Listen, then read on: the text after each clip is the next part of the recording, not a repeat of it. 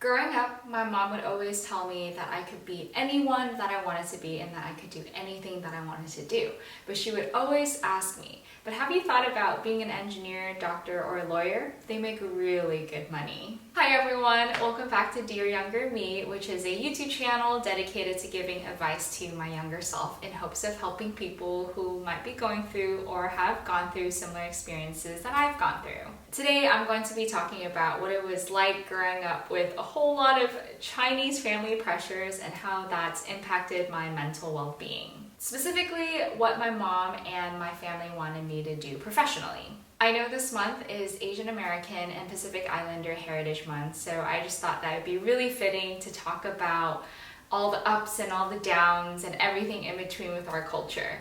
And today I wanted to talk about the really hard parts that come along with being Chinese. Ever since I was little, doing well in school meant everything. Getting A's in high school meant that I could get into a good college and then get a good degree and then get a good job and then come out and work for 40 years and then start a family and just retire at the ripe age of 65. You guys have all heard of this quote-unquote American dream, right? Well, it's a dream that my mom had for me and she still wants for me. And although it's not bad to seek security, I think the end goal of being solely financially successful does so much damage to your mental well-being. On one hand, you want to make your parents proud and you want to work hard in school and you want to make sure that you get a good job that can provide for them, so then you can thank them for all the sacrifices that they've made in moving to the US and basically starting a new life for you. But on the other hand, if you're constantly trying to force yourself into becoming an engineer, a doctor, or a lawyer and you know you hate it, you just go through school dreading life and you hate your major and you end up hating your job. And although some people genuinely enjoy those professions, I really don't think it would be characteristic to say that all 18 million Asian Americans in the United States love to be one of those three. And now I want to share a little bit about where this pressure comes from. Growing up as an only child, I already started thinking about my mom's financial security when I was 8.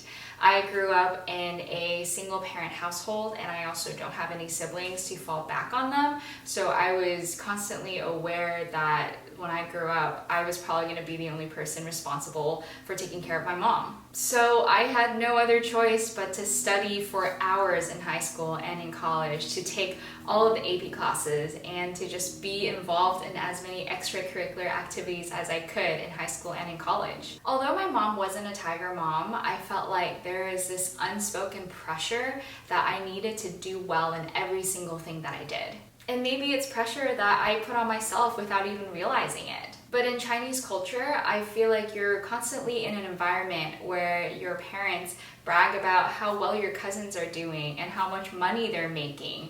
And there's this sense that you can't bring them shame. And so it's very easy to kind of take on that unspoken pressure. Like, what are all the other aunties in your family gonna say when you graduate and you're not making six-figure incomes? Like, that's just, it's preposterous, right? Like, you're gonna be the gossip of the family. And I don't know why, but Chinese families just love bragging about their kids. And I hate it. I hate that we do that. It's like, in a weird sense, I became my mom's pride.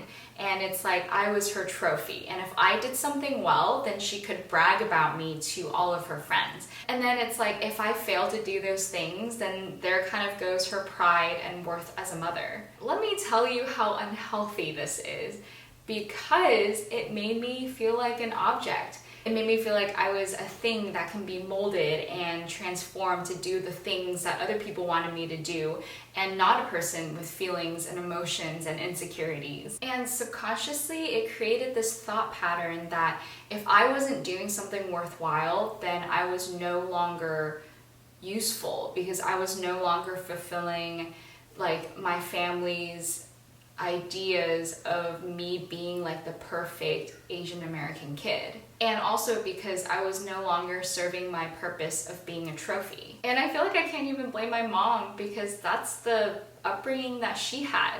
But I wanted to make a note and say it's crazy how implicit family pressures to do well can bleed into your sense of self-worth. And I feel like there should be no direct correlation between what you can achieve and what you're worth. Because even if you can't get all the A's in high school or like perform super amazingly on AP tests, like you're still a human being and like you deserve to be loved. And looking back, I understand how having that upbringing really limited my creativity and it limited my career paths because I didn't have the freedom to figure out what I liked doing. I just knew that I had to be good at math and science and I had to take piano lessons because that's what everyone else was doing. And in order to be competitive, you have to be good in all of those things. And then when you force yourself on this narrow path of, I have to be good at math and science and piano and Chinese school, you create this pattern of pushing aside every single feeling that doesn't help you succeed. And that is really damaging because then you get to a point where you can't even recognize that you don't even like what you're doing because you've just learned how to push through it. It's like I wasn't happy studying for 5+ hours every single day after school, but who was I to complain when my mom didn't even get to go to school past 8th grade? And I didn't want to get an engineering degree, but what was going to happen when my mom turned 65 and she has all of these medical bills that no one's going to help her pay for? And all those questions were constantly in my head.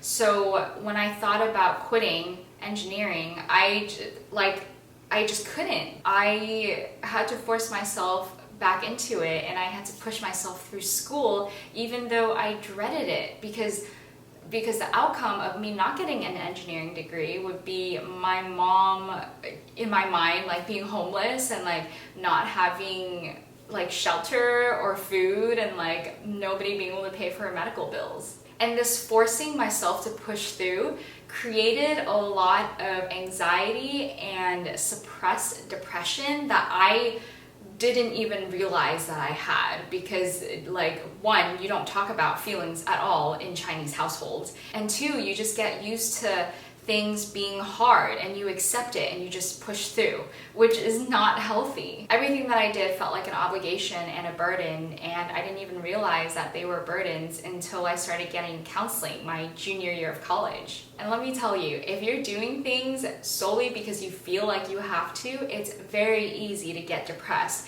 because you just feel trapped and you feel like there's no other way out. So dear younger me, if you feel like you've experienced any of the things that I've talked about today, I hope that you can heed this advice because I really, really wish that I had known about it, and I hope that it really does help you.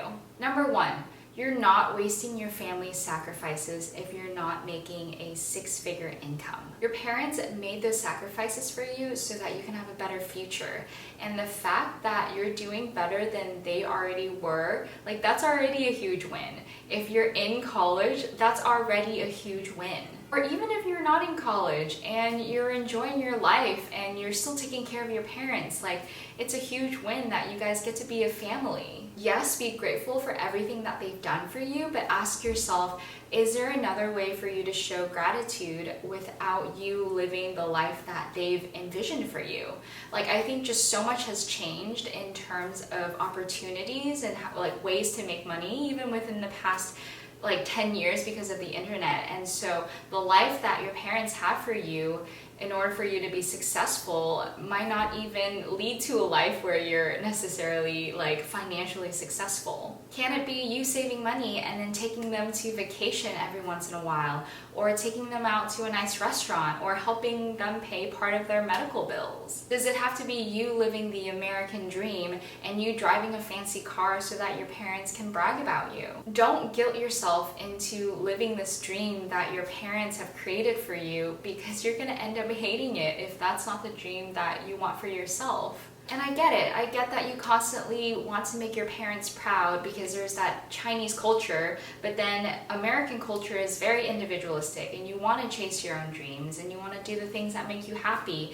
But I just don't think being in the extremes of either of those camps are helpful. Like, I think there is a middle where you can live within your means and you can support your parents and help them out with like everyday things, but it doesn't mean you have to give up your whole entire life just so that you can live a life that they wanted to live, because that's also not healthy. Find a career that you like doing. If you're in a profession that your parents wanted you to be in but you hate it, you're going to be miserable, and chances are you might even resent them for making you do it, even if you make a lot of money. Just figure out what you like doing by taking different classes, asking different people in different professions what their day-to-day life is like. And you should always weigh the pros and cons of getting a degree that you enjoy versus getting a degree that's more practical and being able to pursue what you like doing outside of that. I think there's pros and cons to both. And I think nowadays you have so many options to do the things that you like doing outside of your degree as well.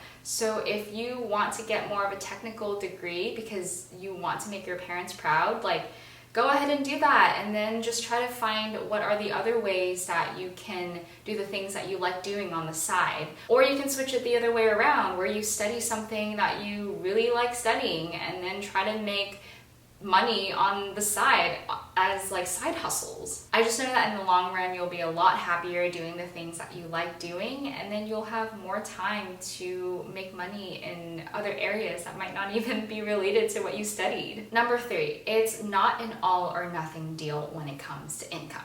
I used to think that if I didn't become an engineer, that I would like end up on the streets and not be able to pay for anything at all. But in reality, if you make like 40K a year, and depending on your lifestyle, you can definitely support your family here and there, and you can afford to live. Like, it's just all about budgeting and like knowing, okay, like, what are the things that I want to sacrifice this money towards? Like, just know you can't buy everything, and I don't think it's good for us mentally to feel like we need to buy everything, because it's just so materialistic. And just because you're not renting yachts every single weekend for your parents to go on trips to the water, that doesn't mean that you can't help your parents out with groceries, with medical bills, with phone bills, with still like interpreting for them.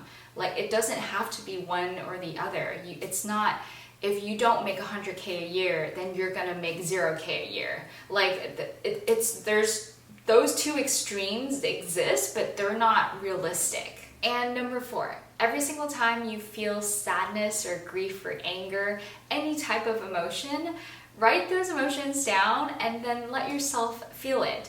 In Asian cultures, we're like not allowed to feel. I don't know why, but emotions are so important, and you need to be emotionally aware of how your body is doing. I know in my family, whenever I got angry or sad, my mom would just tell me, don't feel sad, or don't be angry. Like, why are you angry?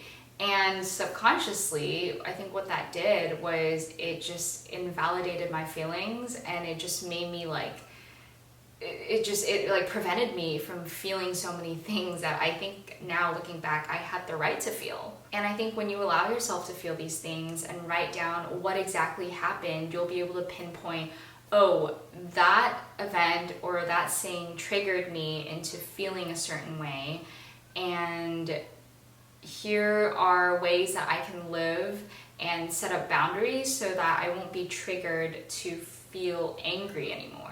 Yeah, guys, emotions are good, and they're really like our body's ways of telling us, hey, you feel safe and you don't feel safe, and here's why. So definitely write down your emotions, validate your own emotions, and keep track of them. Alright everyone, that's all I have for today. I know that was a lot. I feel like all my videos are just me processing some of the trauma and hurt that I've experienced growing up as an Asian American. But I hope that you found my stories and my experiences and my advice to be helpful. And as always, if you have any comments, questions, or concerns, please write them in the comment section down below. I would love to hear your thoughts, and I'll see you guys next week. Bye!